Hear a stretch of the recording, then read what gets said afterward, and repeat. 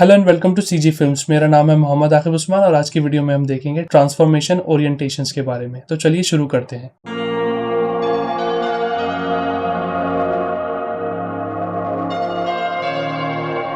Transformation orientations में हम देखेंगे कि हम किन किन तरीक़ों से अपने 3D स्पेस में ऑब्जेक्ट्स को मूव कर सकते हैं। ठीक है, तो जैसे आप देख सकते हो ये हमारे ट्रांसफॉर्मेशन ओरिएंटेशंस के सारे ऑप्शंस हैं। तो सबसे ऊपर आता है ग्लोबल, फिर local, normal, gimbal, view, cursor. ठीक है, तो ग्लोबल एक्सेस का व्यू तो आपको पता ही है किस तरीके से हम करते हैं हमारे ये 3D स्पेस में। जैसे कि आप देख सकते हो ये हमारी एक्सेस है एक्स वाई जेड। ठीक है, जेड आप यहाँ से देख सकते हो। तो अब मैं जब अपना ऑब्जेक्ट मूव करता हूँ जी प्रेस करके, ये मैंने एक्स एक्सेस पे मूव करा, ये मैं जी प्रेस करके वाई एक्सेस पे मूव कर रहा हूँ और जी प्रेस करके मैं जेड एक्सेस पे मूव कर रहा हूँ। और ये हमने पिछली भी काफ़ी वीडियोज़ में इस तरीके से किया है।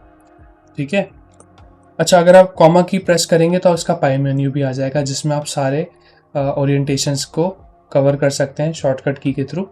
और जैसे हमने अपनी पिछली वीडियोस में देखा है कि हम जैसे अपनी एक्सेस पे मूव करते हैं, तो जैसे आप देख सकते हो कि नेक्स्ट है हमारा लोकल एक्सेस।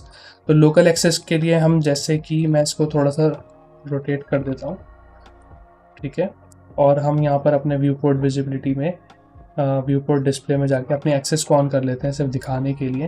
तो आप देख सकते हो हमारा एक्स और वाई एक्सेस ग्लोबल एक्सेस में इस तरीके से है, लेकिन अगर हम ऑब्जेक्ट के हिसाब से देखें तो उसकी ऑब्जेक्ट की अपनी पर्सनल जो एक्सेस है वो एक्स एक्सेस इस तरफ है और वाई एक्सेस इस तरफ है। ठीक है, तो अगर मैं इसको यहाँ पे लोकल पे मैंने शिफ्ट कर दिया है, तो अगर मैं इसे डायरेक्टली यहाँ से मूव करता हूँ जी प्रेस करके एक्स एक्सिस पे, तो ये मेरे लोकल एक्सिस पे मूव कर रहा है। जबकि आपको याद होगा मैंने जो पिछली वीडियो में आपको बताया था कि अगर हम लोकल एक्सेस और ग्लोबल एक्सेस में हम डिफरेंट करते हैं तो शॉर्टकट की आती है हमारी ग्लोबल से लोकल में जाने के लिए हम डबल टाइम प्रेस करते थे हमारा एक्सेस का बटन।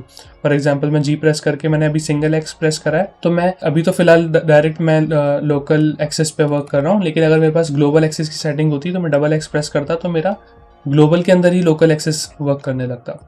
तो अभी मैं जी प्रेस करके वाई एक्सेस पे जाता हूँ तो देखिए मेरे लोकल एक्सेस पे मैं चल रहा हूँ।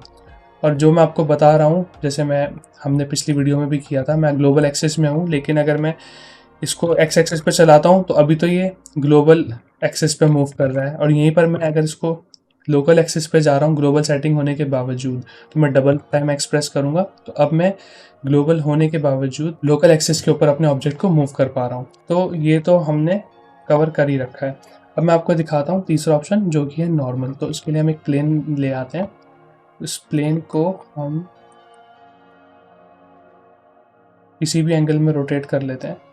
ठीक है, फॉर एग्जांपल ये हमने रोटेट कर लिया, यहाँ पे हम सेलेक्ट कर लेते हैं नॉर्मल। अब मुझे इसे मूव करना है तो इसके नॉर्मल्स के अकॉर्डिंग ये मूव होगा। ठीक है, नॉर्मल्स क्या होते हैं, जो ये सरफेस है हमारी प्लेन की, इसका फेस किस तरफ हो रहा है। ठीक है, तो अगर मैं जी प्रेस करके जेड एक्सिस पे मूव करता हूँ तो आप देख सकते हो कि वैसे तो अगर हम ग्लोबल एक्सिस में देखते हैं तो हमारी नीचे से ऊपर की जेड एक्सिस होती है, लेकिन इस पर्टिकुलर एग्जाम्पल में क्योंकि हमारे प्लेन का सरफेस का जो फेस है वो इस एंगल में हुआ है, तो हम जेड एक्सिस पे आप देख लो किस एंगल पे मूव कर पा रहे हैं। और ऐसे ही अगर मैं वाई एक्सिस पे जाऊँ तो वाई एक्सिस आप देखो इसकी वाई एक्सिस किस तरफ बन रही है, ऐसे ही इसकी एक्स एक्सिस देखो कहीं किसी और ही जगह बन रही है ना, अलग ही एंगल में।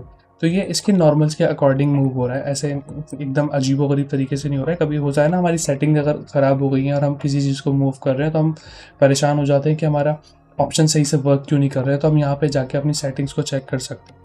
ठीक है ना, तो ये नॉर्मल सेटिंग्स हो गई। इसके बाद आता है गिम्बल। तो गिम्बल जो है एनिमेशन के लिए ज़्यादा बेटर रहता है, तो इसको हम एनिमेशन वाले चैप्टर्स में कवर करेंगे क्योंकि तब इसको यूज़ करना ज़्यादा सही रहेगा।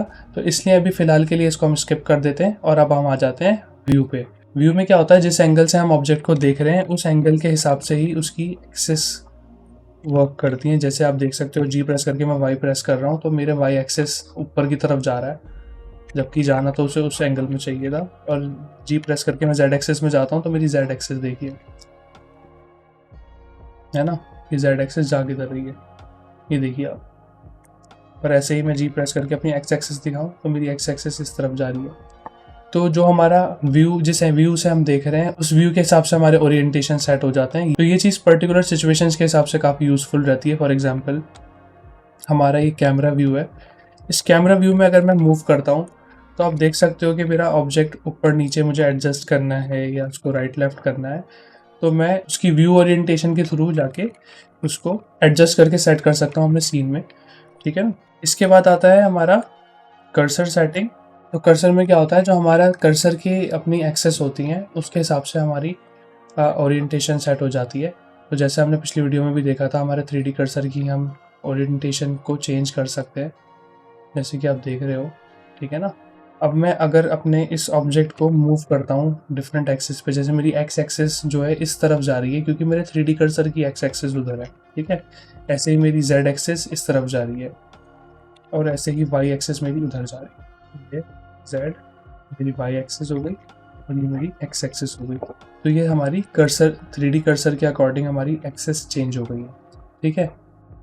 इसके बाद आती है हमारी कस्टम ट्रांसफॉर्मेशन। तो फॉर एग्जांपल मैं इसको अपने ऑब्जेक्ट को थोड़ा रोटेट कर देता हूँ, ये मैंने रोटेट कर दिया है और मैं चाहता हूँ कि मेरा कोई भी मेरी इस ऑब्जेक्ट के हिसाब से मेरी ओरिएंटेशन हो जाए, ठीक है ना। तो मैं अपने यहाँ पे जाऊँगा और यहाँ प्लस साइन है और मैं यहाँ पे क्यूब को सेट कर देता हूँ, ठीक है। अब मेरी क्यूब की सेटिंग पे हो गया है। मैं कोई भी ऑब्जेक्ट लेकर आता हूँ तो वो ऑब्जेक्ट हमारे क्यूब की जो हमने सेटिंग बनाई है इसके हिसाब से अपनी एक्सिस को ले लेगा, जो इस क्यूब की एक्सिस है। जैसे हमारी इन दोनों की वाई एक्सिस दोनों की सिमिलर है, तो दोनों की वाई एक्सिस सेम है।